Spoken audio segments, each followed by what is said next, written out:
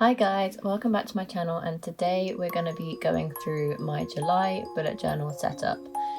I'm just speeding through actually how I set it up. I'm not exactly happy with the footage that turned out, but at the end of the video I'll be going through an actual flip through so you can see each page better. Here I'm just doing my monthly calendar. I always like doing these so I can see all the events and stuff I have planned, but at the minute no events are being planned, so I'm using this more as a YouTube planning space for video ideas, jotting down where readathons and stuff are happening, all that sort of thing. On the next page I'm doing a gratitude and my habit tracker spreads, and then we're on to my reading spreads. This month I decided to do a double page reading spread just because we have a couple of readathons coming up, like the Reading Rush and Becca's Bookopoly readathon, so I thought I'd do a double page spread for that. Here you can just see me finalising my habit trackers.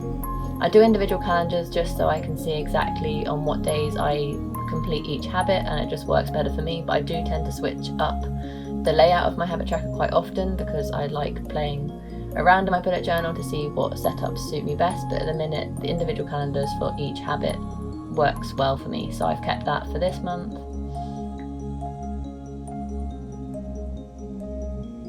I like to refer back to my previous months just so I can keep it consistent. And then here we're just finalising my reading spread. I'm just drawing a stack of 10 books so I can colour in each spine as we complete a book for the month. And I think that's all the footage I have from my setup, so we'll move in to my flip through. Let's head into it. Obviously July means we're now over halfway through the year, so I did a quick 2020 goals 2.0 because if I show you quickly, the goals I did at the beginning of the year, one of them is travel, which obviously can't happen anymore. Some of them I've already done and I've practiced really well. Practice gratitude is one that I've done consistently throughout the year, so I thought I'd create a new goal. 50 books I'm going to hit, so I thought I'd create a new goal, etc, etc. So some I have to change due to the current world climate. Some of them I just want to change because I've completed them, basically. So if we head back to July, my new goals include diversifying my bookshelves. I've done this quite well in June, but I just want to continue it and make it something that I always focus on. My second one is to tone up. My third one links in with toning up, and that's to continue to eat better. I eat well, but I know lockdown has been an excuse for me to have that chocolate bar here and this dessert here and an ice cream there, and I could definitely do better, so I want to continue to practice eating better. If you didn't know, I am a massive avid spinner. Spin classes are what I used to do as a form of exercise before lockdown and gyms shut and stuff. I have now ordered my own spin bike because I do want to become a spin instructor, and I did have a course booked so I could get qualified. That obviously got cancelled because of COVID. So my spin related goal now is to just book my spin course for sometime next year. My fifth goal is to keep up with my Booktube channel. And then my sixth one is to read more non-fiction. Now this was in my other goals spread, but I just wanted to continue it on because I always do struggle to read non-fiction. So I want to keep that on there as a reminder. And then in the second half of the spread I have action steps. So each box in this grid correlate to matching goals. So the top left is the top left goal. So I have a few action steps already, and I'll continue adding to these as I see fit. That's a quick kind of July related, non-July related spread I wanted to show you. And then I have a really simple covers page over here. Sometimes it's more decorative, sometimes it's just as simple as writing the title, and sometimes I don't even do a cover page. It really is how I feel month to month. But yeah, that's my cover page spread for this month. And then we come into my monthly overview, which is basically just a massive calendar where I can jot everything down. And basically at the minute it's just Booktube ideas and readathons that I want to participate in. And then down the right hand side I just have some goals that I want to do, some tasks I want to complete, and things that I need or want to buy. And then here is my gratitude spread. As I mentioned previously, I've definitely been practicing gratitude this year. Before all this started, I was practicing gratitude. I will show you what my gratitude spreads used to look like. My gratitude spreads, this is January, literally used to be a box per day, and I'd write one thing that I was grateful for. And then when lockdown happened, this is April, so the first full month of lockdown, I was like, I have some more time on my hands. I'm going to be a bit more creative and doodle things and write things in more calligraphy. So this was my April gratitude, and since then I've been doing this sort of styling. So in July, by the end of July, hopefully my gratitude spread will look similar to April's, but just in the theming of pink and purple. On to the right page, I have my habits. I am a massive habit tracker person in my bullet journal. Some people don't like to keep up with them. Some people, it doesn't work for them. But for me, it's a massive help in keeping on track of things.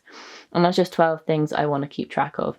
So awake by 7 a.m. I am a morning person. If I don't do my morning routine, I don't have a good day. So I like just knowing that I've woken up by 7 and it's just an easy habit to tick off. My second one is to work out. My third one is to stretch and recover from my workouts. My fourth one is fresh air, especially having being inside all the time at the minute. Fresh air is so important. So fresh air is definitely one of them. The fifth one is very personal to me, and that's drinking cranberry juice. Just for health reasons, I need to have a glass of cranberry juice per day. So I have that just so I can track if I've had it or not. Sixth one, is also very personal, and that's not personal, but I need to drink a lot of water because of my health, so I have to drink at least 3 litres a day. So I have that box, and I do try and drink 4 litres a day, but 3 is my minimum. Then I have journaling. I do love writing and journaling. Journaling can be anything from jotting down video ideas to actually making a journal entry, or just any thoughts and feelings I have. I have a separate notebook for that. The next one is nighttime teeth, pretty self-explanatory. Sometimes I forget. I'm human. My next one is my retainer. I had braces when I was younger. I just like to track when I'm wearing my retainers. 100 pages. My next one is a no spend. During lockdown, I've seen myself spending a lot more money on personal things I don't necessarily need. So I like to track when I'm not spending anything. And my last one is whether I've been healthy or not. So that's days where I haven't snacked or I haven't eaten any chocolate.